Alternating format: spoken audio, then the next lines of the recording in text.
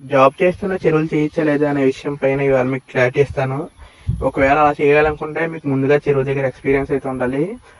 లేదా అలాంటి నాలెడ్జ్ లేకుండా మీరు డైరెక్ట్ తీద్దాం అనుకుంటే లాస్ అయ్యే ఛాన్సెస్ అయితే చాలా ఎక్కువ ఉంటుంది. ఎందుకంటే చెరువు అనేది చాలా సెన్సిటివ్ మ్యాటర్ కాబట్టి మనం ఏ టైంలో చేయాల్సినవి ఆ టైంలో చేయకపోతే చాలా లాస్ అయితే ఫేస్ అవుతుంది. అంతేకాకుండా ఈ జాబ్ చేసే చెరువులు చేసే వాళ్ళు టైప్స్ చెప్తాను. ఫస్ట్ అయితే మీకు వీళ్ళు చాలా కష్టపడి రూపాయి దాచుకుని మరి చెరువులోకి దిగుతారు. సరైన ఎస్టిమేషన్ లేక ఇంట్లో వాళ్ళు బంగారం కూడా తాకట్టు పెట్టి ఈ చెరువులో దిగుతూ ఉంటారు. అలా దిగి వాళ్ళకి నాలెడ్జ్ లేకపోవడం వల్ల లాస్ అయ్యి మళ్ళీ జాబ్కి అయితే రిటర్న్ అయ్యి అప్పులు కట్టలేక చాలా బాధపడుతూ ఉంటారు.